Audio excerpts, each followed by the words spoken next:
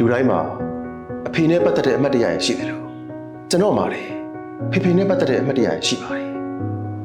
ဖေဖေဟာကျွန်တော်အတွက်တော့အရှားကြပါပဲ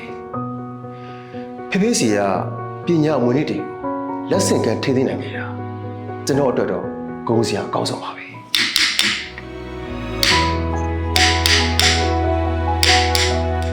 ဖေဖေကသူ့ရဲ့အလုပ်ကိုတန်ဖိုးထားပြီးအမှုစိတ်လုပ်ပေးတဲ့သူပါသူ့ရဲ့အလုပ်ပေါ်မှာသာတန်ဖိုးထားတယ်လို့လည်းမကပါဘူးဖေဖေကမိသားစုပေါ်မှာလည်းဂရုတစိုက်နဲ့ချစ်ခင်ကျင်နာမှုပြည့်ပြီးတဲ့ဖခင်ကောင်းတစ်ယောက်ပါဖေဖေနဲ့ကျွန်တော်အတွက်အမှတ်တရဖြစ်စီမဲ့အဖိုးတန်ချစ်ချင်းမြတ်တာလက်ဆောင်တစ်ခုကိုကျွန်တော်ကိုယ်တိုင်ဖန်တီးဖြစ်ခဲ့တယ်ကိုယ်ပိုင်ဖန်တီးမှုလက်ရာတစ်ခုအတွက်